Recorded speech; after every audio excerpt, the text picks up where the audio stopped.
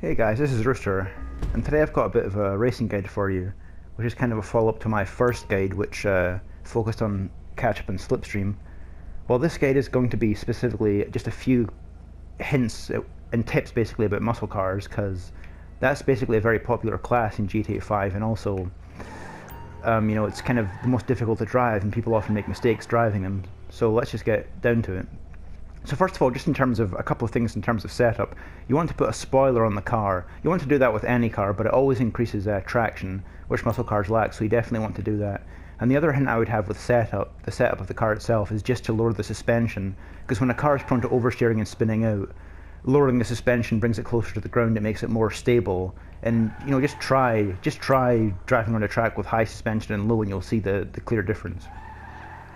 Okay, so that's the couple of tips I have for you just in terms of the setup. Now, in terms of handling, I'll show you what I often see people do when they go to take a corner with a muscle car, and I'll try and explain what's causing that. So this is kind of an example of taking a corner badly.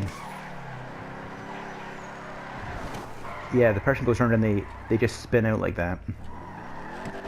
And the reason for that is basically because they're just...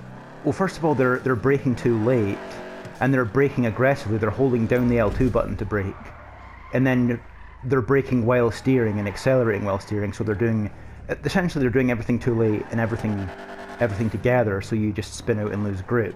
Whereas the key with muscle cars is that everything has to be carefully sort of planned and segmented. So you brake first.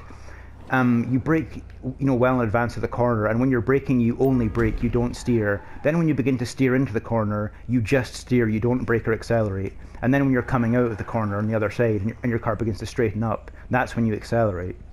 And also, another tip is just to do everything in increments. So when you're braking, don't hold down L2, but just repeatedly sort of tap it to gradually bring your speed down. And when you're steering into the corner, don't hold the analog stick to the left or right, but just, flick it repeatedly in that direction. And again, when you're straightening up and accelerating for the first couple of seconds, just tap the accelerator to make sure, because often you can spin out when you're accelerating out the corner, so just tap it a couple of times gently to make sure that's not going to happen. Then when you're fully straightened up, you then just hold it down. So I'll try and show you what I mean by that with this corner. So here's an example of how it should be taken. Hopefully I don't mess this up. So I'm braking now, and then coming out gradually, steering. Okay, there we go. Again, just everything in increments, and the car is never really losing traction. And then you've got an open corner like this, you can just decelerate for this one, but yeah. Again, when you're actually turning around the corners, you don't accelerate, you just let the momentum of the car carry, and then you accelerate when you straighten up out of the corner, or the bend. And here we've got another one, so here braking, tapping it, flicking the stick, and now accelerating out by tapping. And here we're tire corner. Okay, so now I'm braking, steering in, and accelerating out. Braking, steering in, accelerating out. All in segments, never together. That's kind of the key to it. And if you follow that guide, hopefully, if you have trouble with muscle cars, you shouldn't in future. So yeah, I hope that was somewhat helpful to you, and if there's anything you want me to clarify, if it wasn't clear enough, I can do that in the comments. Okay, and well, thanks for watching, guys.